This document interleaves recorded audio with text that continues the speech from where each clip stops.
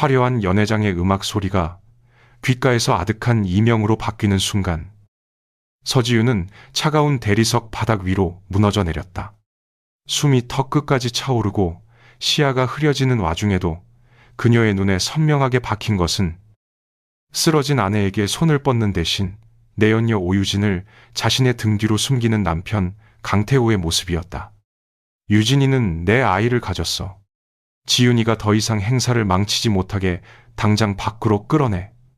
5년을 그림자처럼 헌신하며 그의 제국을 세워준 아내를 향해 뱉은 태호의 목소리는 지독하게 차가웠고 지윤은 고통 속에서 바닥을 긁던 손을 천천히 거두며 자신이 지키려 했던 결혼 생활이 얼마나 기만적이었는지 뼛속 깊이 깨달았다. 구급차의 요란한 사이렌 소리를 거쳐 응급실로 실려온 지윤은 의식이 희미해지는 가운데에서도 철저히 버려졌다는 절망감에 휩싸여 있었다. 다급하게 달려온 간호사가 응급 혈액 검사를 위해 지윤의 팔에 바늘을 꽂고 체열을 시작했다.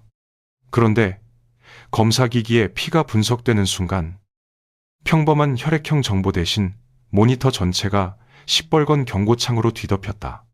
화면에는 혈액형, 봄베이 O형, 유산 프로토콜 활성화라는 문구가 쉴 새 없이 깜빡였고 병실 안에는 의료용 알람이 아닌 날카로운 보안 경고음이 울려 퍼졌다.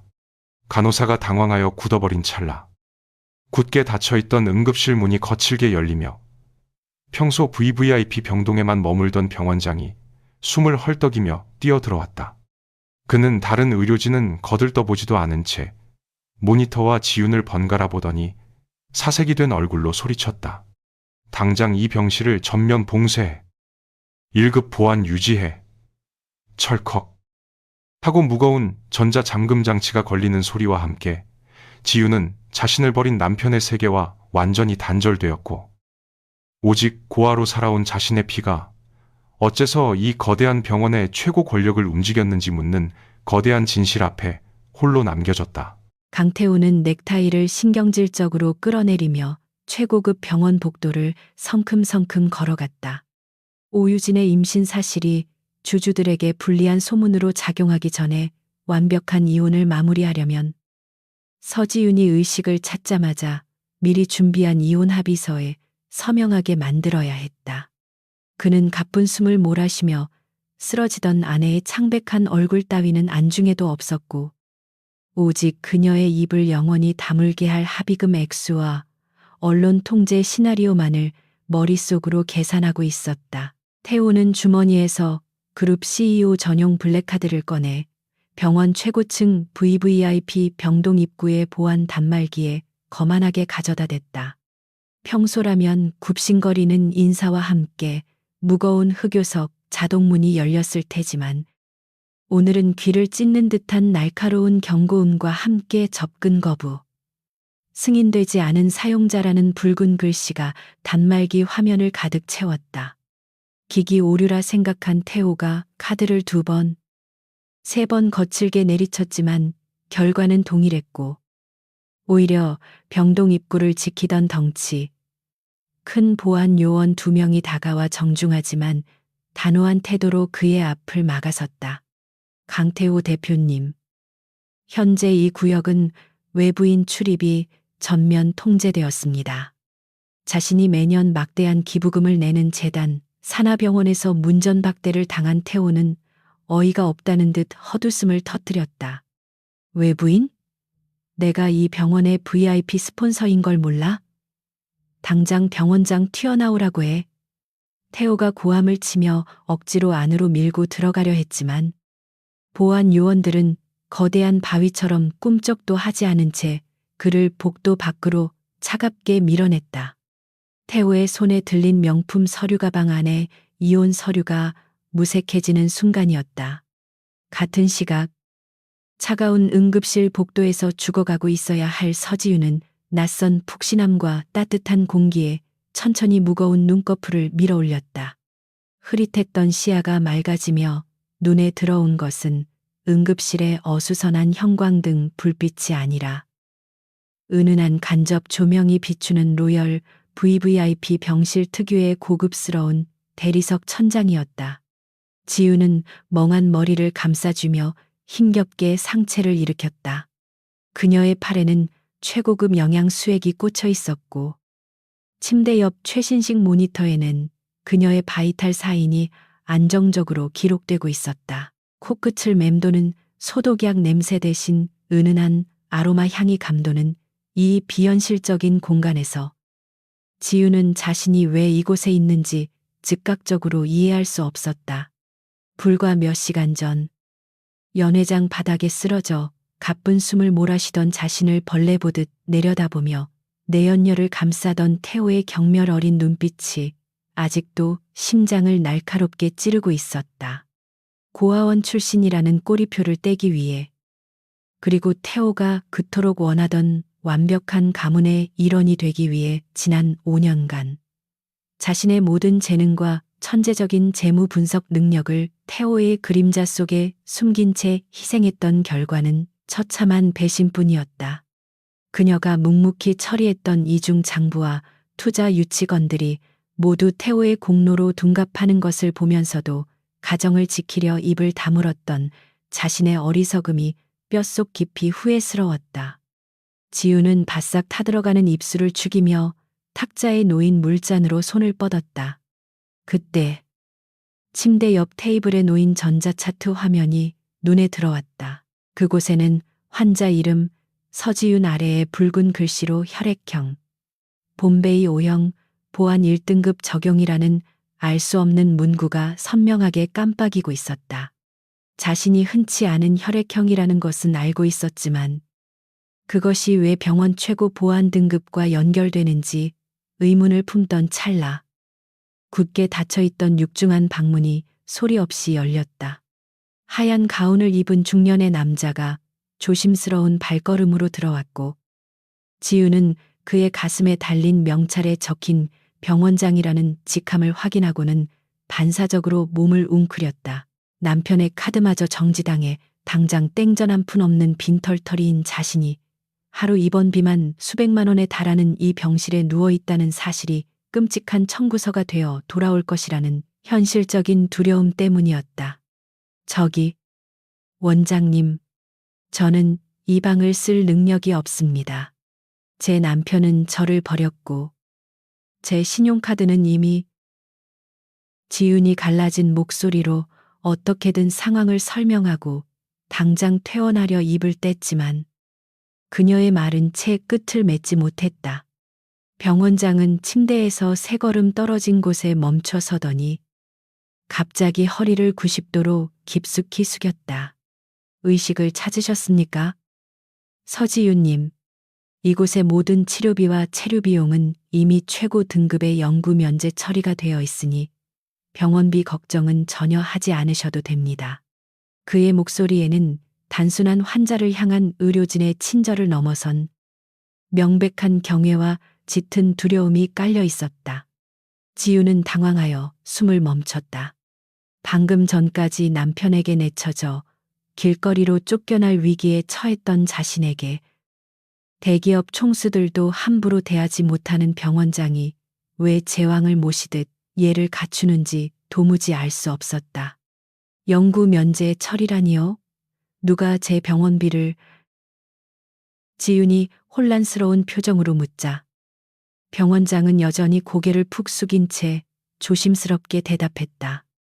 저희는 단지 서지윤님의 혈액 검사 결과에 따라 30년 전 설립자께서 병원 시스템에 심어두신 유산 프로토콜의 매뉴얼을 따르고 있을 뿐입니다. 서지윤님은 이 병원의 가장 존귀한 주인이십니다. 지윤의 심장이 요동치기 시작했다. 그녀의 귓가에는 모니터의 규칙적인 기계음만이 차갑게 울려 퍼지는 가운데 버려진 아내의 초라한 껍데기가 벗겨지고 전혀 상상하지 못한 거대한 비밀의 첫 번째 층이 서서히 그 육중한 문을 열고 있었다. 병원장의 믿을 수 없는 선언이 병실의 공기 속에 무겁게 가라앉아 있던 그때 탁자 위에 놓인 지윤의 휴대전화가 짧은 진동을 울렸다. 발신자는 오유진이었다. 화면에는 선명한 초음파 사진 한 장과 함께 태호 씨가 우리 아이의 첫 사진을 보고 얼마나 기뻐했는지 몰라요. 지윤 선배도 축하해 주실 거죠? 라는 조롱 섞인 메시지가 떠올랐다. 지윤은 떨리는 손으로 휴대전화를 집어들고 흑백의 초음파 사진을 응시했다. 남편에게 철저히 버려졌다는 절망감이 다시금 목을 조여오는 듯 했지만 지난 5년간 태호의 뒤에서 그룹의 모든 재무제표와 숫자들을 토시 하나 틀리지 않고 외워왔던 그녀의 비상한 기억력이 사진 상단에 흐릿하게 찍힌 일련 번호 하나를 포착해냈다. 임, 도주리부 언빠란도스루아. 그것은 일반적인 산부인과의 의료 코드 배열이 아니었다. 지은의 머릿속에서 수만 장의 법인카드 영수증 내역이 빠르게 스쳐 지나갔고 곧 그 번호가 강남 최고급 프라이빗 성형외과의 고유 식별 코드라는 사실을 찾아냈다. 그곳은 산과 진료는 전혀 보지 않는 VIP들의 지방 흡입과 체형 교정만을 전문으로 하는 시설이었다. 유진이 임신부인 척하며 지방 흡입 수술을 받았거나 다른 조작을 했다는 명백한 증거였다. 순간 끓어오르는 분노와 배신감이 지윤의 남은 이성을 마비시켰다. 조용히 증거를 더 모아 숨통을 끊어야 한다는 이성적인 판단 대신 그녀는 곧바로 태호의 번호를 누르는 치명적인 실수를 저지르고 말았다.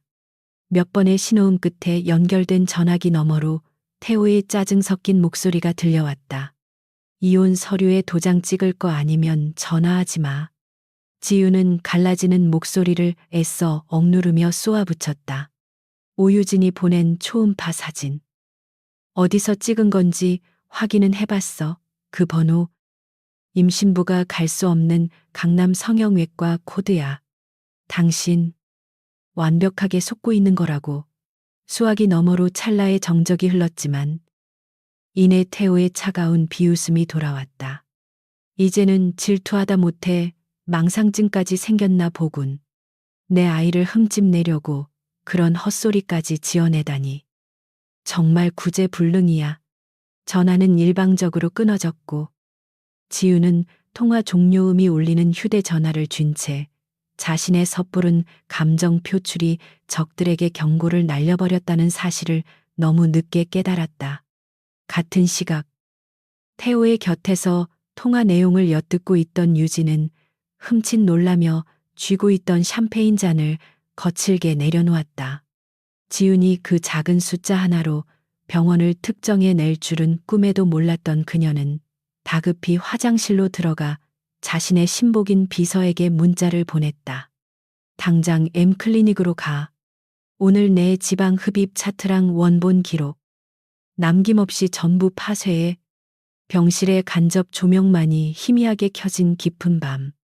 지우는 유진이 보낸 성형외과 초음파 사진의 잔상과 태호의 차가운 비웃음 속에서 쉽게 잠을 이루지 못하고 있었다.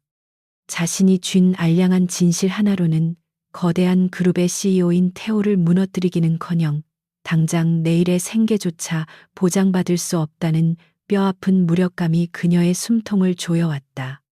5년 전 고아라는 꼬리표를 떼고 태호가 그토록 원하던 완벽한 가문의 일원이 되기 위해 그녀는 자신의 천재적인 재무 감각을 철저히 그의 그림자 속에 숨겼다. 그녀가 밤을 새워 분석했던 투자 유치건과 위험천만한 이중 장부의 해결책들은 모두 태호의 탁월한 경영 능력으로 둔갑하여 그를 지금의 자리에 올려놓았지만 그 헌신의 대가는 병실 바닥에 내동댕이 쳐진 비참한 현실뿐이었다. 감정적인 대응으로 적들에게 자신의 패를 섣불리 드러낸 직전의 통화 실수를 뼈저리게 후회하며 지우는 조용히 머릿속으로 태호의 자금 흐름을 되짚어 반격의 기회를 노리고 있었다.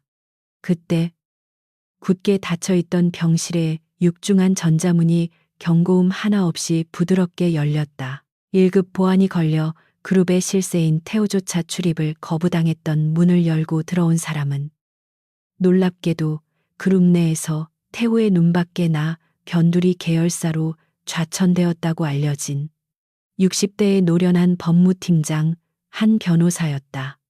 지훈이 놀라 몸을 일으키며 반사적으로 머리맡에 응급 호출 버튼으로 손을 뻗으려 하자 그는 정중하지만 단호한 손짓으로 그녀를 만류하며 침대 곁으로 다가왔다. 놀라게 해드려 죄송합니다. 병원장 외에는 누구도 접근할 수 없도록 병원 메인 서버에 심어둔 제 보안 코드가 아니었다면 저 역시 이 방에 들어오지 못했을 겁니다. 지우는 호출 버튼에서 손을 거두고 경계심 가득한 눈으로 그를 바라보았다.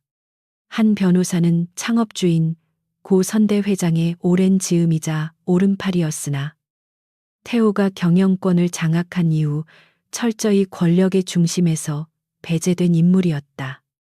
그런 그가 왜 늦은 밤 남편에게 버림받은 자신을 찾아왔는지, 그리고 어떻게 이 병원의 최고 보안 시스템을 마음대로 통제할 수 있는지, 지윤의 비상한 머리로도 쉽게 계산이 서지 않았다.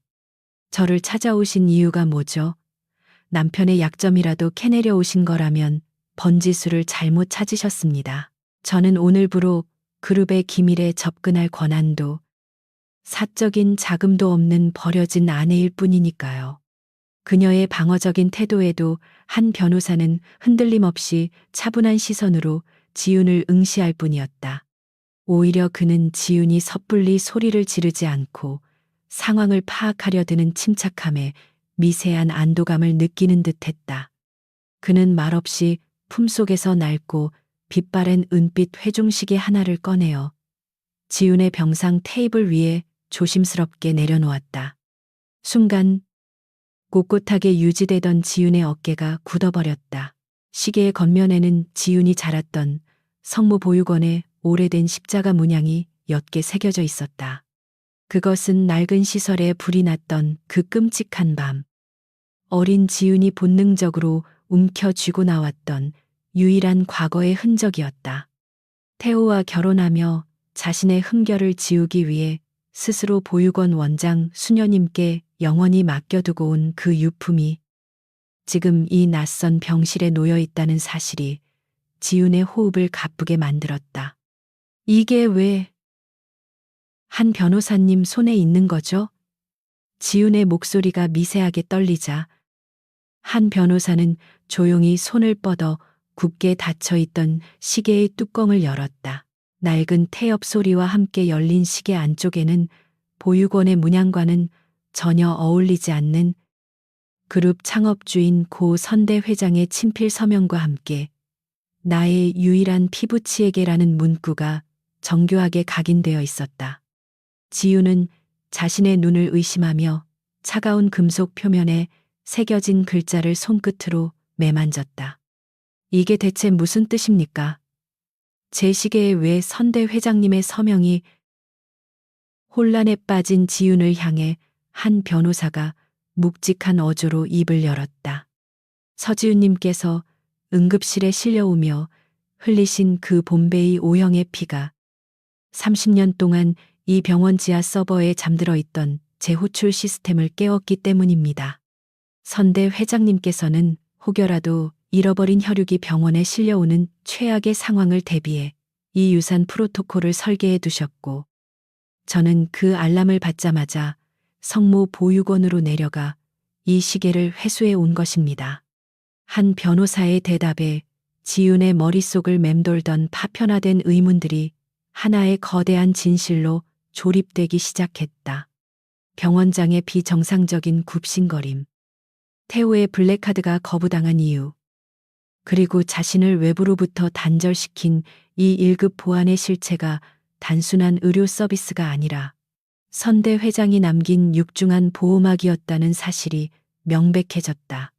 고아원 출신이라는 열등감 때문에 시댁의 모욕을 견디며 태호에게 인정받기 위해 발버둥 쳤던 5년의 맹목적인 헌신이 얼마나 기만적인 헛수고였는지 깨닫는 순간 지윤의 내면에서 끓어오르던 억울함은 차갑고도 이성적인 분노로 형태를 바꾸었다.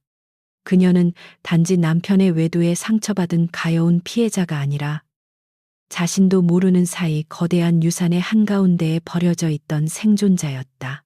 지윤의 흔들리던 눈동자에서 마침내 체념이 거치고 날카로운 생기가 돌아오는 것을 확인한 한 변호사는 그녀를 다차매고 있던 가짜 굴레를 단숨에 베어버리듯 단호하게 선언했다. 앞으로 사모님이라는 호칭은 쓰지 않겠습니다. 당신은 길거리에 버려진 고아가 아닙니다. 지금 강태호 대표가 오만하게 앉아있는 그 제국의 진짜 주인이십니다. 은빛 회중식의 안쪽에 새겨진 선대 회장의 친필 서명을 멍하니 바라보던 지우는 억눌렸던 숨을 천천히 내쉬었다. 한 변호사는 시계를 다시 다듬어 놨지만 흔들림 없는 목소리로 이 거대한 병원 지하에 숨겨진 진실의 다음 층을 열어보였다. 선대 회장님께서 남기신 진짜 유산은 단순한 현금이나 부동산이 아닙니다. 현재 그룹의 핵심 공급망과 자금주를 쥐고 있는 5명의 임원들. 이른바 비밀 주주 명부가 바로 지우님께 상속된 진짜 힘입니다. 하지만 한 변호사의 얼굴에는 마냥 낙관적인 빛이 돌지 않았다. 그들은 선대 회장님을 향한 충성심은 깊지만 지난 5년간 강태호 대표의 그림자 뒤에 숨어 쥐죽은 듯이 지내온 당신을 곧바로 새로운 주인으로 인정하지는 않을 것입니다. 그들은 피해 증명뿐만 아니라 당신이 이 거대한 제국을 짊어질 자격이 있는지 묻는 잔혹한 시험을 요구할 겁니다. 지우는 그 말이 뜻하는 바를 정확히 이해했다. 그동안 태호가 무능한 기존 경영진을 몰아내고 완벽한 CEO로 칭송받을 수 있었던 것은 지훈이 매일 밤 그의 서재에서 복잡한 재무제표의 맹점을 찾아내고 가장 치명적인 협상 카드를 쥐어주었기 때문이었다. 태호는 그녀의 헌신을 아내의 당연한 내조로 치부하며 그 위에 자신의 오만한 왕좌를 세웠던 것이다. 지우는 더 이상 과거의 미련의 발목을 잡히지 않기로 했다. 그녀는 창백한 얼굴로 침대 헤드에 기대어 앉더니 한치의 망설임도 없이 한 변호사에게 보안이 유지되는 노트북 한 대를 요구했다. 강태호가 가장 자부하는 그 권력의 절반은 제가 직접 설계한 겁니다. 그렇다면 그것을 가장 빠르고 조용하게 무너뜨리는 방법도 제가 제일 잘 알고 있죠. 노트북을 받아든 지훈의 가느다란 손가락이 키보드 위를 빠르게 날아다니기 시작했다. 그녀는 가장 먼저 태호가 당장 내일 오전 이사회에서 발표할 핵심 사업인 스마트 물류센터의 마스터 계정에 접속했다. 그 계정의 보안 시스템과 겹겹이 쌓인 암호화 프로토콜은 과거 지훈이 태호의 지시로 직접 구축해둔 것이었다. 지훈은 태호에게 부여되었던 최고 관리자 권한을 가차없이 회수하고 오직 자신만이 풀 수 있는 복잡한 배열의 새로운 암호로 모든 접근로를 전면 차단해버렸다. 이어서 저택 서재에 있는 메인 금고의 원격 제어망까지 접속해 태호의 생체 인식 데이터를 통째로 지워버리는 그녀의 조용한 움직임에는 과거의 맹목적인 헌신 대신 냉혹한 계산만이 번뜩였다. 몇 시간 뒤 내연녀 유진의 달콤한 위로를 뒤로하고 중요 서류를 챙기기 위해 저택 서재로 돌아온 태호는 금고의 지문 인식기에 손을 대다 말고 짜증 섞인 욕설을 내뱉었다. 접근이 거부되었습니다. 최고 관리자에게 문의하십시오. 라는 건조한 기계음과 함께 금고는 굳게 닫혀 있었고 다급히 켠 업무용 태블릿마저 내일 이사회에서 발표할 핵심 프로젝트의 모든 데이터가 암호화되어 열어볼 수조차 없다는 붉은색 경고창을 띄우고 있었다. 자신이 완벽하게 통제하고 있다고 믿었던 일상의 가장 중요한 톱니바퀴들이 방금 전 자신이 길거리에 내다 버리려 했던 아내의 손끝에서 모조리 멈춰버렸다는 사실을 꿈에도 모른 채 태호의 얼굴이 낭패감으로 붉게 달아올랐다. 강태호가 자신의 서재에서 굳게 닫힌 금고와 암호화된 태블릿을 집어던지며 분노를 터뜨리고 있을 때 그룹 홍보실장 오유진은 그 혼란을 틈타 재빠르게 다음 수를 준비하고 있었다. 그녀는 자신이 파쇄를 지시했던 성형외과 기록이 완벽하게 지워졌음을 확인한 후 지훈이 머물고 있는 VIP 병동의 상황을 은밀하게 주시했다. 태호의 출입은 막혔지만 홍보실장으로서 병원 재단과 연결된 언론 통제망을 이용해 캐낸 정보에는 지난밤 법무팀에서 밀려난 한 변호사가 지훈의 병실에 나타났다는 사실이 희미하게 남아 있었다. 선대 회장의 오랜 신복과 버려진 아내의 만남이 결코 가벼운 일일 리 없다고 직감한 유진은 지훈이 더 이상 움직이지 못하도록 법적이고 의학적인 숨통을 끊어놓기로 결심했다. 불과 몇 시간 뒤 주요 인터넷 매체와 증권가 정보지에는 난임으로 극심한 우울증을 앓던 그룹 대표의 아내가 남편의 외도와 임신을 망상하다 응급실에서 난동을 피웠다는 자극적인 기사가 동시다발적으로 쏟아졌다. 유진은 이 치밀하게 조작된 여론을 명분 삼아 아직 법적 남편인 태호의 보호자 권한을 강제로 발동시켰다. 그녀는 환자의 정신적 안정을 핑계로 병원장의 병실 접근마저 차단한 뒤 태호 측이 매수한 새로운 정신과 전문의로 지훈의 주치의를 전격 교체해버렸다. 병실 안에서 한 변호사와 다음 계획을 논의하려던 지훈은 병실 내 전화선이 끊기고 외부 인터넷망마저 완전히 차단된 것을 발견하고 적들이 움직였음을 깨달았다. 선대 회장의 유산이 그녀를 물리적으로 보호하고 있을지라도 서류상 심신미약 환자로 몰린 상태에서는 외부로 진실을 알릴 단 한 줄의 혈액 검사조차 공식적으로 진행할 수 없었다. 철저한 고립 속에서 긴장감이 감돌던 그때 굳게 닫혀있던 병실 문이 둔탁한 소리를 내며 열렸다. 지훈이 다급히 몸을 일으켰지만 방 안으로 들어온 사람은 의지할 수 있는 아군이 아니라 완전히 낯선 얼굴의 교대 간호사였다. 무표정한 얼굴의 그녀는 은색 트레이 위에 놓인 굵은 주사기를 집어들며 기계처럼 건조한 목소리로 말했다. 새로 오신 주치의 선생님께서 처방하신 고농도 안정제입니다. 맞으시면 아주 깊은 잠에 빠지실 겁니다.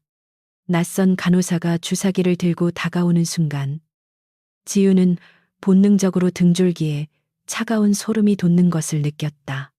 물리적인 저항으로는 건장한 체격의 간호사를 이길 수 없다는 것을 직감한 그녀는 오히려 침대 헤드에 몸을 깊숙이 기대며 서늘할 정도로 차분한 목소리로 입을 열었다.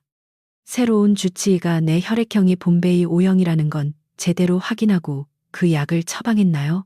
희귀 혈액형 환자에게 철저한 사전 검사 없이 고농도 진정제를 투여하면 쇼크로 심정지가 올 텐데 오유진의 얄팍한 돈노름에 노란하다 살인죄까지 뒤집어쓸 각오가 되어 있다면 찔러보세요.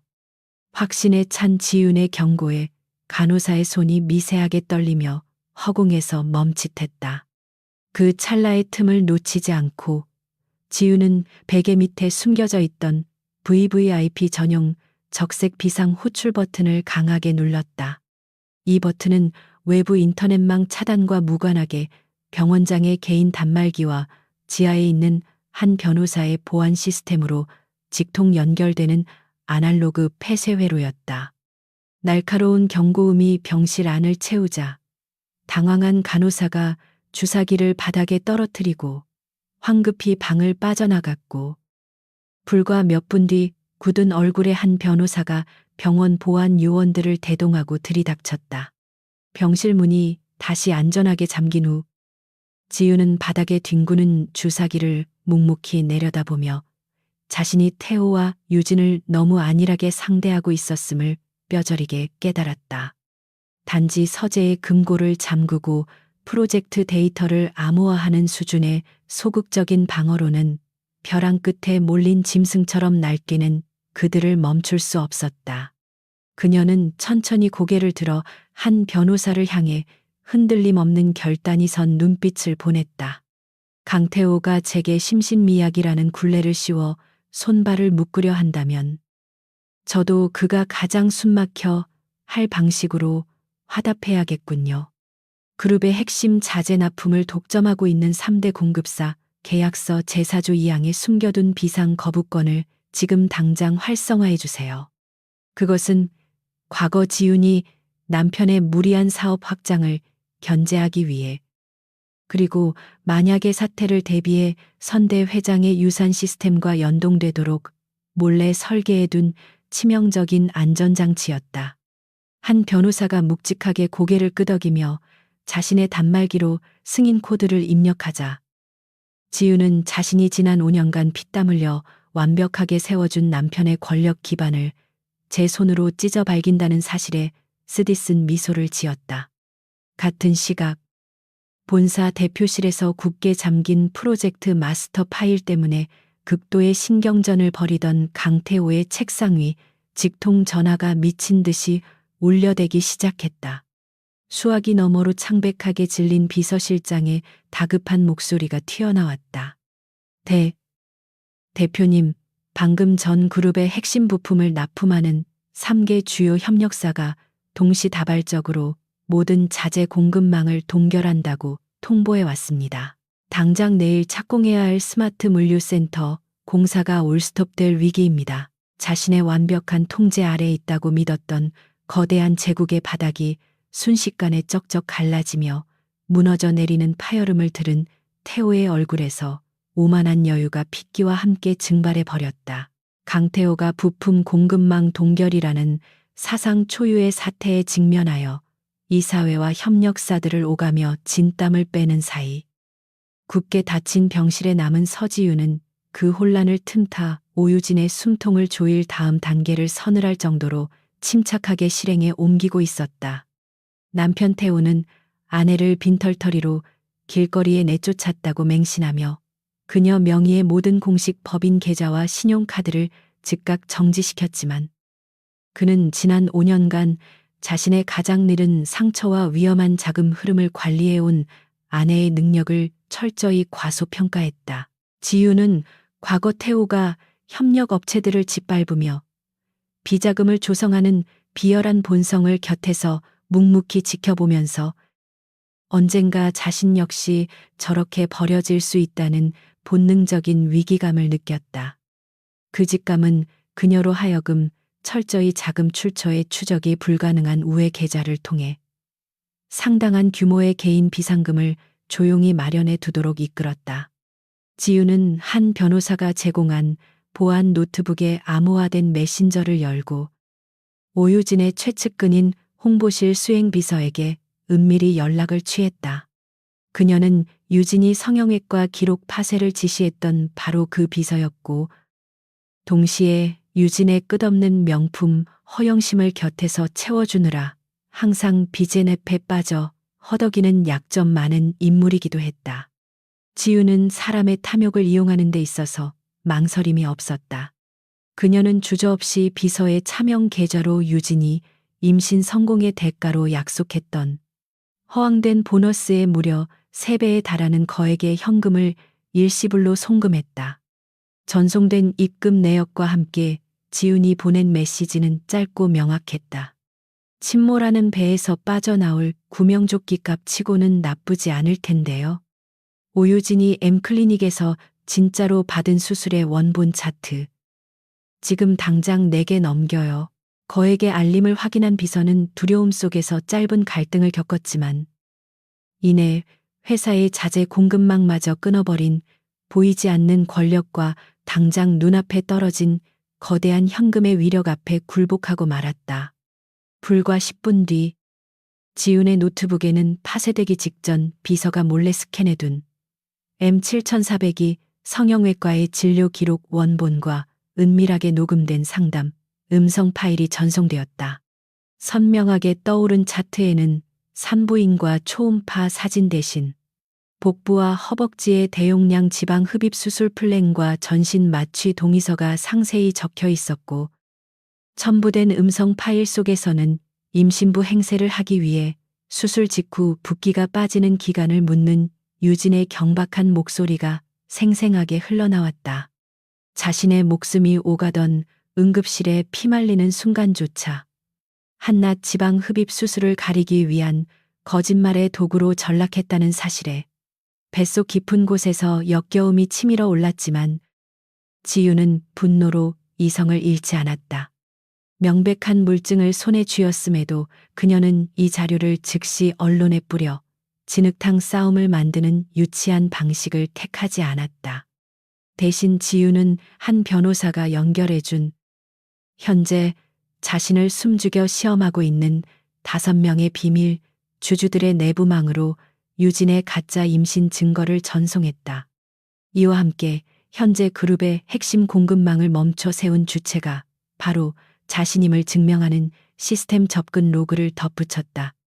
그것은 선대 회장의 그림자 속에 숨어 있던 늙고 노련한 수문장들에게 자신이 남편의 외도에 눈물 짓는 가여운 아내가 아니라 필요하다면 거대한 제국의 심장마저 가차없이 멈춰 세울 수 있는 냉혹한 통제력을 지닌 새로운 주인이란 것을 증명하는 선전포고였다. 성공적으로 파일 전송이 완료되었다는 초록색 알림창이 노트북 화면을 비추며 지윤의 눈동자에 반사되는 순간 병실 안쪽에서 묵묵히 그녀의 일 처리를 지켜보던 한 변호사의 특수 단말기가 날카로운 경고음과 함께 붉은 빛을 뿜어내기 시작했다. 평정을 유지하던 한 변호사의 눈동자가 단말기 화면을 확인하더니 걷잡을 수 없이 커졌고 그는 믿을 수 없다는 듯 굳은 표정으로 입을 열었다. 방금 전 당신의 봄베이 O형 혈액 검사 데이터를 마지막 열쇠 삼아 지난 30년간 병원 지하 서버에 잠들어 있던 선대 회장님의 적색 유산 프로토콜 원본 문서가 완전히 해독되었습니다. 지훈이 천천히 키보드에서 손을 떼고 그를 응시하자 한 변호사가 마른 침을 삼키며 묵직한 진실의 봉인을 풀었다. 당신의 진짜 이름과 이 거대한 권력의 유일한 계승자가 누구인지 명시된 문건이 방금 제게 도착했습니다. 이제 그 누구도 당신의 핏줄을 부정할 수 없습니다. 한 변호사가 붉은 유산 프로토콜의 봉인이 풀렸음을 선언하며 지윤을 향해 고개를 숙이던 그 벅찬 찰나. 굳게 닫혀있던 VIP 병실 문이 거칠게 열리며 강태호가 경찰과 그룹 핵심 법무팀 변호사들을 대동하고 들이닥쳤다. 한 변호사, 당신을 병원 재단, 공금 횡령 및 사기 혐의로 긴급 체포합니다. 태호의 등 뒤에 선 젊은 법무팀장이 내민 구속 영장에는 한 변호사가 선대 회장의 비밀 신탁 기금을 사적으로 유용했다는 치밀하게 조작된 내역이 적혀 있었다. 지우는 수갑이 채워진 채 무력하게 끌려가는 늙은 수문장을 보며 피가 차갑게 식는 것을 느꼈다. 과거 태호가 눈의 가시 같은 기존 임원들을 몰아내고 그룹 법무팀을 자신의 수족 같은 부패한 인사들로 채워 넣을 때 가정을 지킨다는 명목 아래 묵묵히 이사회 서류의 허점을 덮어주며 그의 권력 팽창을 눈감아 주었던 자신의 어리석은 침묵이 결국 가장 결정적인 순간에 유일한 아군을 찢어 발기는 사형 선고가 되어 돌아온 것이다. 한 변호사는 저항하는 대신 지윤을 향해 절대 흔들리지 말라는 묵직한 눈빛을 남긴 채 끌려나갔고 유일한 방패를 잃은 지윤은 순식간에 완벽한 고립 상태에 빠지고 말았다. 뒤이어 승자의 미소를 띤 오유진이 매수된 주치의를 앞세워 지윤의 심신미약 진단서를 공식적으로 발급하며 병원장의 보호 권한마저 법적으로 무력화시켰다. 극심한 망상 장애 환자라는 굴레가 씌워진 지윤은 선대 회장의 유산이 깃든 병원에서 강제로 끌려나와 외부와의 연락이 철저히 차단된 외곽의 삭막한 별장에 감금되었다. 며칠간 물 한 모금 제대로 마시지 못한 채 갇혀 있던 어느 밤 굳게 잠긴 별장 문이 열리며 태호가 서늘한 얼굴로 들어와 두꺼운 이혼 합의서를 지윤의 발밑에 던졌다. 서류에는 지윤이 지난 5년간 이룩한 그룹의 모든 기여를 부정하고 단 한 푼의 재산 분할이나 위자료 없이 100% 권리를 포기한다는 굴욕적인 조항이 빼곡히 적혀 있었다. 태호는 바닥에 주저앉은 아내를 벌레 보듯 내려다보며 차갑게 선언했다. 선택해. 당장 이 서류에 도장 찍고 맨몸으로 길바닥에 기어 나가든가. 아니면 남은 평생을 햇빛 한 줌 안 들어오는 폐쇄 정신병동에서 진짜 미치광이로 썩어가든가. 햇빛 한 줌 들어오지 않는 삭막한 외곽 별장의 거실 바닥. 강태호가 던진 두꺼운 이혼 합의서가 서지윤의 발밑에 차갑게 널브러져 있었다. 선택해. 당장 이 서류에 도장 찍고 맨몸으로 길바닥에 기어 나가든가. 아니면 남은 평생을 햇빛 한 줌 안 들어오는 폐쇄 정신병동에서 진짜 미치광이로 썩어가든가. 거실을 울리는 남편의 목소리에는 일말의 동정심조차 남아있지 않았다. 오만하게 내려다보는 태호의 구두코를 응시하며 지우는 수갑이 채워진 채 무력하게 끌려가던 한 변호사의 굽은 뒷모습을 떠올리고는 천천히 두 눈을 감았다. 지난 5년 고아라는 꼬리표를 떼고 온전한 가족의 일원이 되고 싶다는 맹목적인 갈망이 얼마나 끔찍한 괴물을 키워냈는지 이제야 뼈저리게 실감하고 있었다. 태호가 무능한 기존 임원들을 무자비하게 쳐낼 때마다 가정을 지킨다는 명목으로 그의 뒤에서 재무제표의 허점을 덮어주었던 자신의 어리석은 침묵이 결국 선대회장의 유산을 지키려던 유일하고 무고한 노신사를 감옥으로 내모는 날카로운 칼날이 되어 돌아온 것이다. 태호의 끝없는 탐욕을 알면서도 눈감아 주었던 시간들이 오유진이라는 기만적인 가짜 임신부를 만들어냈고 마침내 자신마저 아무도 찾을 수 없는 외딴 별장의 벼랑 끝으로 밀어넣었다. 이 모든 비극은 진실을 외면한 채 거짓된 평온에 기대려 했던 자신의 비겁함이 치러야 할 정당한 대가였고 지우는 가슴을 짓누르는 그 무거운 죄책감을 더 이상 피하지 않고 온전히 받아들이기로 결심했다. 그녀가 짊어져야 할 진짜 유산은 단순히 통장에 찍힌 막대한 숫자가 아니라 자신이 방조하여 썩어 빠진 이 거대한 제국의 환부를 제 손으로 잔혹하게 도려내야 하는 피 묻은 책임감이었다. 지윤이 가쁜 숨을 내쉬며 천천히 바닥에 주저앉아 붉은 인주와 만년필을 집어들자 그 처절한 몸짓을 완벽한 굴복으로 착각한 태호의 입가에 비열한 미소가 번졌다. 그래, 진작 그렇게 주제 파악을 했어야지. 네가 그 알량한 머리로 내 장부를 좀 만졌다고 해서 이 그룹의 진짜 주인이 된 줄 알았나 본데.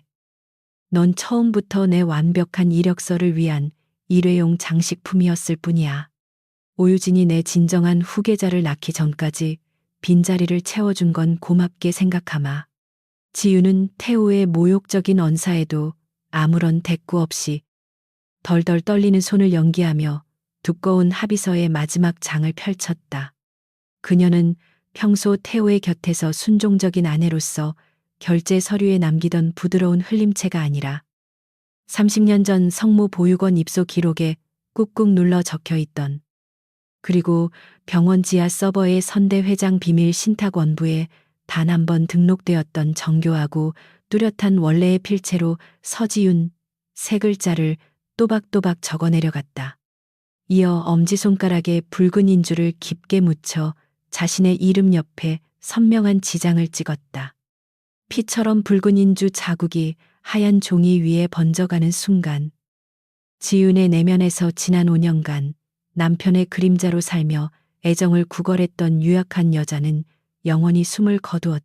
지윤이 말없이 서류를 내밀자 태호는 낚아채듯 종이를 빼앗아 들고는 붉은 지장과 낯선 필체의 서명을 훑어보며 승리감에 도취된 거친 숨을 내쉬었다. 이제 이 그룹에서 네 흔적은 단 한 톨도 남지 않게 될 거다. 당장 짐 싸서 이 별장에서도 나가. 그는 아내가 서명한 폰트의 미세한 변화가 무엇을 의미하는지 전혀 눈치채지 못한 채 곧바로 품에서 그룹 메인 서버와 연동된 자신의 최고 권한 태블릿을 꺼냈다. 태호는 매수된 법무팀이 미리 세팅해둔 지분 100% 양도 및 이혼 성립 최종 승인 시스템에 지윤의 붉은 지장이 찍힌 서명란을 스캔하여 입력했다. 태호가 오만한 손길로 최종 확인 버튼을 누르는 순간 지우는 차가운 바닥에서 천천히 몸을 일으키며 헝클어진 머리를 단정하게 쓸어 넘겼고 그녀의 맑아진 눈빛에는 더 이상 버려진 아내의 절망도 밀실에 갇힌 환자의 두려움도 남아있지 않았다. 데이터를 로딩하며 멈칫하던 태호의 태블릿 화면이 예상했던 소유권 이전 완료 알림을 띄우는 대신 갑자기 기괴한 보안 경고음을 내뿜으며 화면 전체가 핏빛처럼 붉은색으로 뒤덮였다. 당황한 태호가 거칠게 화면을 두드렸지만 기기는 이미 그의 통제를 완전히 벗어나 있었고 붉은 화면 정중앙의 그룹 지하 서버의 메인 AI가 출력해낸 단 한 줄의 건조하고 묵직한 문장이 떠올랐다. 진정한 위탁자가 이혼 서류에 서명하여 생체 인식을 완료했습니다. 법적 배우자의 자격이 공식적으로 상실됨에 따라 강태호님에게 임시 부여되었던 모든 신탁 대리 권한을 영구 박탈하며 기부여된 100%의 자산과 그룹 통제권을 즉시 원래 주인의 명의로 강제 회수합니다. 기계적인 알림과 함께 태호가 지난 5년간 쌓아 올렸던 모든 보안 접근 권한이 실시간으로 차단되기 시작했다. 태호의 핏기가 가신 손에서 태블릿이 힘없이 바닥으로 떨어져 처참한 파열음을 내는 순간 지유는 차갑게 굳어버린 전 남편을 향해 서늘한 목소리로 속삭였다. 내 서명이 내 모든 걸 포기한다는 뜻인 줄 알았어? 아니, 그건 네가 내 남편이라는 알량한 완장을 영원히 박탈당했다는 뜻이야. 바닥에 떨어진 태블릿에서 뿜어져 나오는 붉은 경고광이 강태호의 일그러진 얼굴을 기괴하게 비추고 있었다. 그는 방금 전까지 자신이 완벽하게 통제하고 있다고 믿었던 그룹의 메인 시스템이 단숨에 접근 권한을 거부하자 짐승처럼 헐떡이며 자신의 휴대전화를 꺼내 들었다. 비서실장과 핵심 법무팀장에게 연달아 다급하게 통화를 시도했지만 수화기 너머로는 발신자의 최고 관리자 권한이 영구 회수되어 직통 라인을 연결할 수 없습니다. 라는 건조한 기계음만이 반복될 뿐이었다. 그제야 태호는 방금 전 의기양양하게 최종 승인 버튼을 눌렀던 선대 회장의 유산에 기생하고 있던 신탁자의 법적 배우자라는 자신의 유일한 권력 기반을 스스로 끊어낸 치명적인 자충수였음을 뼈저리게 깨달았다. 공포와 경악으로 얼룩진 전 남편의 무너진 모습을 등지고 서지우는 아무런 미련 없이 별장의 육중한 현관문을 열고 밖으로 걸어 나왔다. 서늘한 밤 공기가 뺨을 스쳤지만 지난 5년간 남편의 그림자 속에서 숨죽여 살았던 답답함이 씻겨 내려가는 듯한 해방감이 그녀의 걸음을 가볍게 만들었다. 별장 대문을 나서자마자 약속이라도 한 듯 짙은 색의 묵직한 세단 한 대가 미끄러지듯 다가와 멈춰섰다. 뒷좌석에 문이 열리고 내린 사람은 태호가 보낸 감시자가 아니라 그룹의 핵심 물류와 자금을 쥐고 있는 5명의 비밀 주주 중 한 명인 중공업 부문 최전무였다. 그는 과거 지윤이 태호의 곁에서 묵묵히 다과를 내오고 서류를 정리할 때 그녀를 그저 배경처럼 취급했던 노련한 임원이었지만 지금 그의 태도는 완전히 달랐다. 최 전무는 지윤의 발 앞에 정중히 허리를 굽히며 진정한 주인을 모시러 왔습니다. 라고 짧지만 묵직하게 예우를 갖추었다. 차에 올라탄 지윤은 한 변호사가 남겨두었던 보안 노트북을 열어 병원 지하 서버에서 완전히 해방된 유산 프로토콜의 마스터 계정에 접속했다. 붉은 인주가 묻은 그녀의 엄지손가락이 지문 인식기에 닿자마자 화면에는 그동안 태호의 오만함 뒤에 숨어 그룹의 핏줄을 지켜온 5명의 수문장, 즉 핵심 지사장들의 명단과 직통 보안 채널이 차례로 떠올랐다. 지우는 과거에 유약했던 아내의 껍데기를 완전히 벗어던진 차분하고 결연한 손길로 그들에게 공식적인 첫 비상소집 명령을 하달했다. 그것은 배신당한 여자의 얄팍한 복수극이 아니라 부패로 병든 거대한 제국을 수술대 위에 올리는 냉혹한 통치자의 귀환을 알리는 신호탄이었다.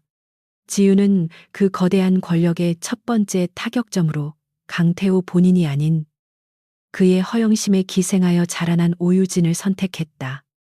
유진이 가짜 임신을 무기 삼아 태호의 비자금을 빼돌려 몰래 준비하고 있던 대형 글로벌 뷰티 브랜드 론칭 사업이 그 정확한 관역이었다. 같은 시각 강남 최고급 호텔 라운지에서 자신의 신복들과 최고급 샴페인을 터뜨리며 다가올 화려한 론칭 파티를 자축하던 유진의 휴대전화에 연달아 날카로운 파열음 같은 알림이 울렸다. 그녀가 취기가 오른 미소를 띤 채 화면을 확인한 순간 그곳에는 브랜드 론칭과 유통에 필수적인 5대 핵심 협력사들이 일제히 투자금, 전액 회수와 납품 계약 파기를 통보해 왔다는 절망적인 메시지들이 폭우처럼 쏟아지고 있었다.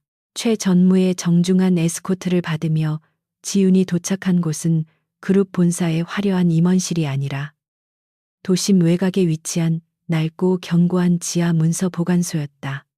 선대 회장이 30년 전부터 비밀리에 운영해온 이 서늘한 공간에는 디지털 서버로도 옮기지 않은 가장 내밀한 가문의 원본 기록들이 빽빽하게 잠들어 있었다. 최 전무는 묵묵히 보관소 안쪽에 가장 깊은 금고 다이얼을 돌려 문을 열더니 붉은색 밀랍 인장이 굳게 찍힌 낡은 서류 봉투 하나를 꺼내어 지훈이 앉은 테이블 위에 조심스럽게 올려놓았다. 선대 회장님께서 끝내 찾지 못하셨던 그날의 진실입니다. 저희 수문장들 역시 이 문건의 암호가 풀리고 진짜 주인이 나타나는 오늘을 위해 평생을 숨죽여 기다려왔습니다. 봉투를 뜯고 누렇게 바랜 종이들을 넘기던 지훈의 손끝이 미세하게 떨리더니 이내 서류의 모서리를 하얗게 질리도록 꽉 움켜쥐었다. 종이 위에는 30년 전 지훈이 부모를 잃고 실종되었던 그 참혹한 교통사고의 은폐 기록이 고스란히 담겨 있었다. 놀랍게도 그 사고 현장을 가장 먼저 수습하고 경찰의 조사를 막대한 돈으로 덮어버린 배우는 다름 아닌 강태호의 부친이자 당시 그룹의 2인자였던 전 부회장이었다. 그들은 선대 회장의 유일한 혈육인 지훈을 성모 보육원의 고아로 내버려 둔 채 오랜 시간에 걸쳐 그룹의 실권을 야금야금 장악해 나갔던 것이다. 하지만 지훈의 숨통을 가장 옥죄어 온 더욱 끔찍한 진실은 그 다음 장에 첨부된 태호의 사설 정보지 보고서에 적혀 있었다. 5년 전 태호가 보육원 출신의 평범한 재무직원이었던 지훈에게 다가와 세상의 편견으로부터 지켜주겠다며 청혼했던 그 헌신적인 사랑은 철저히 계산된 기만극이었다.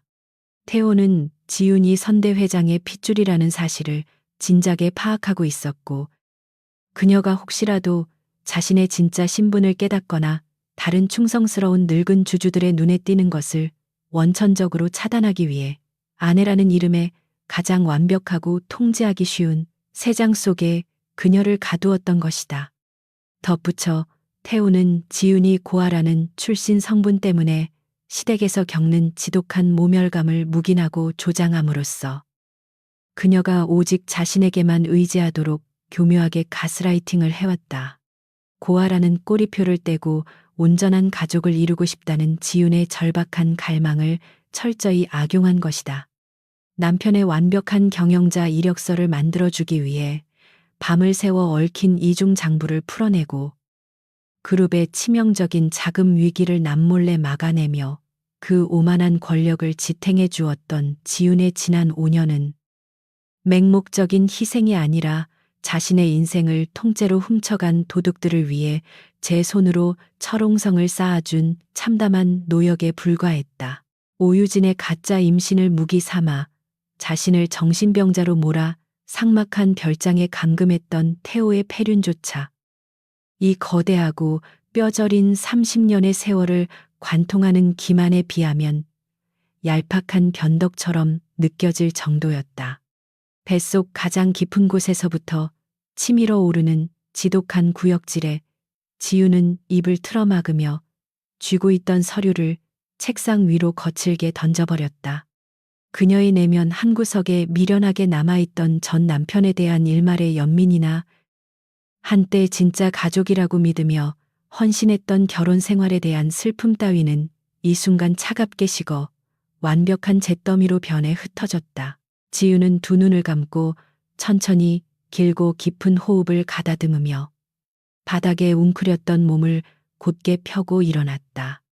다시 눈을 뜬 그녀의 맑은 눈동자에는 더 이상 남편에게 배신당해 상처받은 유약한 여자의 흔적은 단 한 톨도 남아있지 않았다. 오직 부패한 권력의 중심에 서서 자신의 정당한 유산을 갉아먹는 기생충들을 제 손으로 남김없이 뜯어내려는 통치자의 단호함만이 묵직하게 가라앉아 있었다. 지우는 자신의 결정을 묵묵히 기다리고 있는 최전무와 테이블 위 보안, 화상회의 시스템을 통해 그녀를 숨죽여 주시하고 있는 나머지 4명의 비밀 주주들을 향해 조금의 흔들림도 없는 목소리로 공식적인 명령을 내렸다.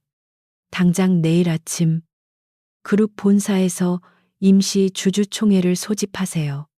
강태호가 5년 동안 제 눈을 가리고 훔쳐서 앉아있던 그 가짜 의자를 부수고 이제 제 자리를 되찾을 시간입니다. 다음 날 아침 그룹 본사로 날아든 임시 주주총회 소집 통보서는 강태호와 오유진의 목을 조르는 거대한 올가미가 되었다. 핵심 공급망 동결 사태로 주가가 폭락하는 와중에 발신인조차 명확히 표기되지 않은 최고 등급의 비상 소집령이 떨어지자 궁지에 몰린 유진은 마지막 발악을 준비했다. 그녀는 급히 친분 있는 기자들을 불러 모아 자신이 서지윤의 끔찍한 폭행과 협박 때문에 심한 스트레스를 받아 아이를 유산했다는 거짓 눈물쇼를 연출하려 했다. 어떻게든 여론을 뒤집어 지윤을 가정 파탄의 범죄자로 몰고 자신을 불쌍한 피해자로 둔갑시키려는 얄팍한 수작이었지만 그녀가 카메라 앞에서 거짓 눈물을 닦기 위해 손수건을 꺼내기도 전에 기자들의 휴대전화가 일제히 요란하게 울리기 시작했다.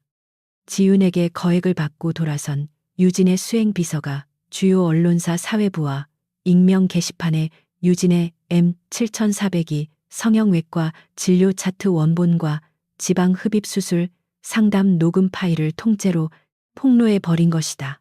임신부 행세를 하며 붓기가 빠지는 시기를 묻는 유진의 경박한 음성이 기자회견장 스피커를 통해 고스란히 흘러나오자 장내는 순식간에 대국민 사기극을 벌인 유진을 향한 조롱과 날 선질문들로 아수라장이 되었다. 언론의 방패막이 산산조각난 그녀는 쏟아지는 플래시 세례와 마이크를 피해 수행비서의 이름조차 부르지 못한 채 도망치듯 자리를 빠져나가야 했다. 이 치욕적인 생중계를 대표실 모니터로 지켜보던 태호는 분노로 책상을 내리치며 유진을 철저히 버리기로 결심했다. 하지만 그는 눈앞의 위기에도 불구하고 여전히 기괴할 정도의 오만함을 버리지 못하고 있었다. 비록 지윤이 알 수 없는 방법으로 자신의 시스템 권한을 일시적으로 마비시키고 협력사들을 조종하고 있다 하더라도 지난 5년간 자신이 치밀하게 주요 임원들의 약점을 잡고 끌어모은 우호 지분이 무려 절반을 넘는다고 맹신하고 있었기 때문이다.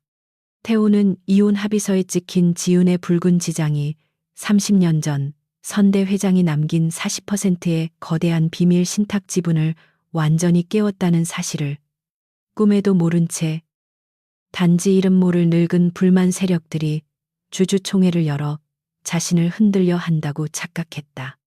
그는 유진의 멍청한 스캔들로 훼손된 명예를 오늘 이 사회에서 압도적인 표결로 회복하고 반대파들을 그룹에서 영구히 숙청하겠다는 도끼 품은 미소를 지으며 거울 앞에서 비뚤어진 넥타이를 고쳐맸다. 잠시 후 무거운 발걸음 소리와 함께 거대한 대회의실의 문이 열리고 태호는 자신이 여전히 이 제국의 완벽한 지배자라는 헛된 착각에 빠진 채 자신의 숨통을 끊어놓을 심판의 방을 향해 당당하게 걸어 들어갔다. 그룹 본사 최상층에 위치한 대회의실은 숨막히는 긴장감으로 가득 차 있었다. 단상에 선 강태호는 오유진의 수치스러운 스캔들과 며칠째 이어지는 공급망 동결 사태로 주가가 요동치는 상황에서도 특유의 오만한 미소를 잃지 않고 마이크를 잡았다. 그는 작금의 위기를 외부 불순 세력의 악의적인 조작으로 치부하며 흔들리는 그룹을 안정시키기 위해서는 30년째 비워져 있는 고 선대 회장의 명예의자를 영구히 폐지하고 자신에게 모든 비상 경영권을 집중시켜야 한다고 목소리를 높였. 태호에게 매수된 이 사진들이 약속된 대본처럼 고개를 끄덕이며 만장일치 표결을 위해 전자 단말기에 손을 올리려는 찰나 굳게 닫혀있던 대회의실에 육중한 문이 거친 마찰음을 내며 양쪽으로 활짝 열렸다. 장내의 시선이 일제히 문가로 쏠렸고 승리를 확신하던 태호의 얼굴은 그곳에 나타난 인물들을 확인하자마자 기괴하게 일그러졌다. 정신병동에 갇혀 있어야 할 서지윤이 과거에 헌신적이고 유약했던 아내의 껍데기를 완벽하게 벗어던진 서늘하고 기품 있는 통치자의 얼굴로 걸어 들어오고 있었고 그녀의 오른쪽에는 횡령죄를 뒤집어 쓰고 구속되었던 한 변호사가 당당한 걸음으로 호위하듯 곁을 지키고 있었다. 그뿐만이 아니었다. 지윤의 등 뒤로는 태호가 자신의 편이라 맹신하고 있었거나 끝내 포섭하지 못했던 그룹의 심장부. 즉, 핵심 공급망과 자금을 쥐고 있는 5명의 비밀 주주 지사장들이 견고한 성벽처럼 도열에 들어왔다. 태호가 당황하여 마이크를 쥔 손을 떨며 보안 요원을 부르려 헛기침을 했지만 최고 등급의 유산 프로토콜 코드를 장악한 지윤의 발걸음을 막아설 수 있는 사람은 이 거대한 방 안에 아무도 없었다. 지윤은 자신을 향해 쏟아지는 수십 명의 경악어린 시선 속에서도 한치의 흔들림 없이 곧장 단상 중앙, 즉 30년 동안 누구도 감히 앉지 못했던 선대 회장의 텅 빈 자리로 다가갔다. 그녀는 핏기가 가신 채 굳어버린 전 남편을 투명 인간 취급하며 지나친 뒤 최 전무가 어젯밤 넘겨준 붉은 밀랍 인장이 찍힌 유언장 원본과 자신의 봄베이 O형 혈액 검사 기록이 담긴 적색 파일철을 반짝이는 흑요석 테이블 위에 묵직하게 내려놓았다. 침을 삼키는 소리조차 들릴 만큼 무거운 정막이 내려앉은 회의실 안에서 지윤은 마침내 제자리를 찾은 주인의 완벽한 권위로 태호를 똑바로 응시하며 차갑게 속삭였다. 방금 내 의자에서 감히 누구를 패출하겠다고 했지? 방금 내 의자에서 감히 누구를 패출하겠다고 했지? 지윤의 서늘한 질문이 대회의실의 팽팽한 공기를 가르고 묵직하게 울려 퍼지자 승리를 확신하며 단상에 서 있던 강태호의 오만한 얼굴이 순식간에 잿빛으로 변해버렸다. 대회의실을 가득 채운 수십 명의 임원들이 일제히 숨을 죽인 가운데 한 변호사는 지윤의 곁으로 다가와 흑요석 테이블 위에 놓인 붉은 밀랍 인장의 서류 봉투를 조심스럽게 해체했다. 그는 태호에게 완전히 매수되어 안절부절 못하는 이 사진들을 향해 선대 회장이 30년 전 남긴 유산 프로토콜의 원본과 지윤의 봄베이 O형 혈액검사 일치 결과서를 차례로 펼쳐 보였다.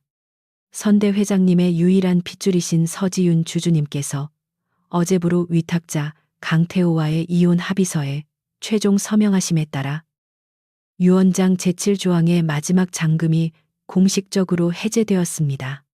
그동안 강태호 대표에게 신탁자의 법적 배우자라는 명분 하나로 임시 위임되었던 40%의 비밀 지분과 병원재단 소유의 11% 지분은 이혼 성립과 동시에 즉시 원소유자인 서지윤 주주님께 전면 귀속되었습니다.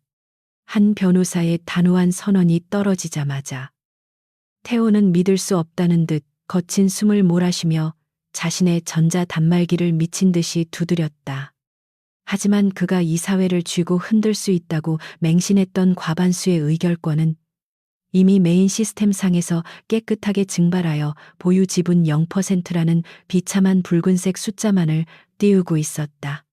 지훈의 등 뒤에 거대한 성벽처럼 버티고 선 5명의 비밀주주 지사장들이 일제히 태호를 향해 차가운 경멸의 시선을 던졌고, 그제야 태호는 지난 5년간 자신이 이 거대한 제국의 완벽한 지배자라고 믿어 의심치 않았던 그 오만함이 사실은 얼마나 우스꽝스러운 착각이었는지 뼈저리게 깨달았다.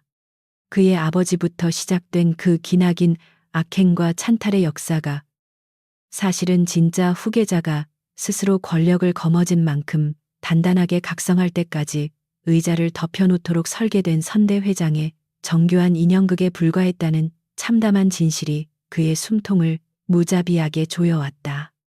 자신의 온 인생이 그저 서지훈을 지키기 위한 소모품 체스 말로 쓰였다는 사실에 태호가 넋을 잃고 비틀거리던 바로 그 순간, 대회의실 밖 복도에서 유리창이 깨질 듯한 날카로운 비명 소리가 들려왔다.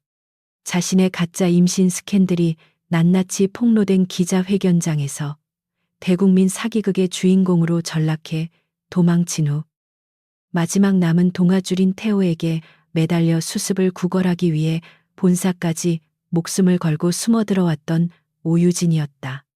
그녀는 대회의실 문고리를 잡기도 전에 미리 대기하고 있던 지능범죄수사대 형사들에게 가짜 임신을 이용한 사기 및 의료 기록 위조, 그리고 그룹 홍보 예산 수십억을 횡령해 개인 사업에 유용한 혐의로 현장에서 거칠게 제압당하고 있었다. 태호 씨, 나 좀 살려줘. 이 안에 태호 씨 있잖아. 이거 다 당신도 묵인했던 거잖아. 저 여자가 날 함정에 빠뜨린 거라고. 놓으란 말이야. 발버둥 치며 추악하게 울부짖는 유진의 목소리가 차가운 수갑이 채워지는 금속성 마찰음과 함께 복도 바닥을 끌려가며 처참하게 멀어졌고, 엘리베이터 문이 닫히며 그 비명조차 완전히 끊어지는 순간 태호를 간신히 지탱하고 있던 마지막 이성의 끈마저 완벽하게 끊어지고 말았다. 평생을 수단과 방법을 가리지 않고 움켜쥐려 했던 권력의 화려한 껍데기가 한순간에 갈기갈기 찢겨나가고, 이제는 천문학적인 배임 혐의와 막대한 개인 채무를 온팡 뒤집어 쓴 채 차가운 감방에서 평생을 썩어야 할 빈털터리 범죄자로 전락한 태호는 방금 전까지 자신이 당당하게 서서 호령하던 단상에서 실성한 사람처럼 비틀거리며 걸어 내려왔다. 그는 핏기가 완전히 가신 창백한 얼굴로 지윤의 곁으로 다가오더니 그녀의 발밑에 허망하게 무릎을 꿇고 두 손을 싹싹 빌기 시작했다. 지윤아, 내가 미쳤었어. 내가 오유진, 그 천박하고 탐욕스러운 여자한테 잠깐 홀려서 내 눈이 멀었던 거야. 그래도 우리 5년이나 한 입을 덮고 밥을 같이 먹은 부부였잖아. 네가 고아라는 꼬리표 때문에 힘들어할 때 내가 널 구해서 네가 그토록 원하던 진짜 가족을 만들어줬잖아. 내가 잘못했어. 한 번만. 제발 딱 한 번만 내 실수를 덮어주고 용서해주면 남은 평생 내 발밑에서 개처럼 엎드려 일할게. 눈물과 콧물을 추잡하게 쏟아내며 바닥에 엎드려 자신의 구두코를 붙잡으려는 전 남편의 구차하고 끈적한 손길을 지우는 한치의 동요도 없는 서늘하고 맑은 눈빛으로 조용히 피했다. 과거 남편의 차가운 말 한마디에 상처받고 맹목적으로 헌신했던 유약한 여자의 흔적은 이제 그녀에게 단 한 톨도 남아있지 않았다. 가족, 보육원에서 나를 훔쳐와서 완벽한 가짜 가족의 인질로 삼아 내 부모님의 유산을 도둑질했던 건 네 아버지고, 응급실에서 사경을 헤매는 아내의 병상 앞에 가짜 임신부를 데려와 짓밟고 아무런 죄책감 없이 길바닥에 내다 버린 건 바로 너야. 진작에 썩어 문드러진 그 가족이라는 단어를 네 더러운 입에 담을 자격은 애초에 너희 부자에게 없었어. 지우는 바닥에 엎드려 짐승처럼 오열하며 용서를 비는 태호를 자비 한 점 없는 차가운 얼굴로 무시한 채 지나쳐 30년 동안 주인을 잃고 비워져 있던 선대 회장의 묵직한 가죽 의자를 향해 흔들림 없는 당당한 걸음을 내디뎠다. 마침내 잃어버렸던 자신의 정당한 자리에 천천히 몸을 기댄 지우는 태호의 끔찍한 몰락을 눈앞에서 목격하고도 여전히 사태 파악을 못한 채 창백하게 굳어있는 부패한 이사진들을 빠짐없이 훑어보았다. 대회의실 안의 공기를 완벽하게 장악한 새로운 통치자는 단 한 번의 언성도 높이지 않은 채 건조하고 날카로운 첫 번째 명령을 하달했다. 뭐들 하고 있습니까? 내 회사에서 내 권력을 사칭하고 자산을 훔치려 한 저 파렴치한 외부인을 당장 끌어내 경찰에 넘기고 그동안 강태호의 비자금 조성에 가담했던 임원들 명단부터 10분 안에 내 책상 위에 올리세요. 강태호가 막대한 횡령 및 배임 혐의로 구속 송치되고 그가 오유진과 함께 무리하게 끌어다 쓴 빚더미들이 연쇄적으로 터져나가면서 한때 그룹을 호령하며 영원할 것 같았던 오만한 제왕의 흔적은 단 몇 주 만에 세상에서 완벽하게 지워졌다. 서지윤은 이사회의 만장일치 추대를 받아 공식적으로 그룹의 새로운 회장으로 취임했지만 그녀의 첫 번째 행보는 전 남편이 즐겨하던 사치스러운 언론 플레이나 축하 파티가 아니라 과거 무자비한 구조조정 과정에서 억울하게 쫓겨났던 하청업체 직원들의 복직과 한 변호사의 완전한 명예 회복이었다. 과거 남편의 그림자 속에서 재무제표의 맹점을 덮어주며 가정을 지킨다는 명분 아래 비겁한 침묵으로 일관했던 자신의 어리석은 시간을 뼈저리게 반성한 지우는 권력을 무기로 휘두르는 피도 눈물도 없는 복수기가 아니라 썩은 뿌리를 도려내고 억울한 이들에게 새살을 돋게 만드는 진정한 책임자의 길을 선택했다. 찬바람이 가시고 따스한 봄, 햇살이 내리쬐던 주말 오후. 지우는 화려한 최고급 레스토랑이 아닌 자신이 어린 시절을 보냈던 도심 외곽의 성모보육원 식당의 한 변호사와 5명의 비밀 주주 지사장들을 초대해 소박하지만 따뜻한 밥 한 끼를 대접했다. 그녀는 그룹의 공식적인 첫 사회 환원 기금으로 보육원의 낡은 시설을 전면 개보수하는 프로젝트를 결제했고 아이들이 더 이상 과거의 자신처럼 고아라는 꼬리표 때문에 낯선 이의 기만적인 애정에 기대어 스스로를 갉아먹지 않도록 든든하고 현실적인 울타리가 되어주기로 약속했다. 식사를 마치고 보육원 앞마당에 서서 아이들의 밝은 웃음소리를 듣고 있던 지윤에게 다가온 한 변호사는 병원 지하에 잠들어 있던 선대 회장의 낡은 은빛 회중시계를 다시 그녀의 손에 쥐어주며 더 이상 늙은 수문장이 아닌 든든한 동반자로서 묵묵한 존경을 표했다. 다음 날 아침 그룹 본사 최상층 회장실에 탁 트인 통유리창 너머로 눈부신 도시에 아침 햇살이 쏟아져 들어왔다. 지우는 책상 위에 놓인 결제 서류와 자신이 직접 공정하게 새로 정비한 핵심 협력사들의 명단을 차분한 눈빛으로 훑어보며 천천히 따뜻한 커피 잔을 들어 올렸다. 더 이상 누군가에게 선택받거나 사랑받아야만 자신의 가치가 증명된다고 믿으며 남편의 폭언에 상처받던 불안한 여자는 그곳에 없었다. 서지우는 오직 자신의 맑은 정신과 정당한 이름으로 이 거대한 제국을 짊어질 완벽한 준비를 마쳤고 차가운 배신의 상처를 딛고 일어선 그녀의 단단한 미소 위로 어느 때보다 찬란하고 자유로운 새로운 새벽이 밝아오고 있었다.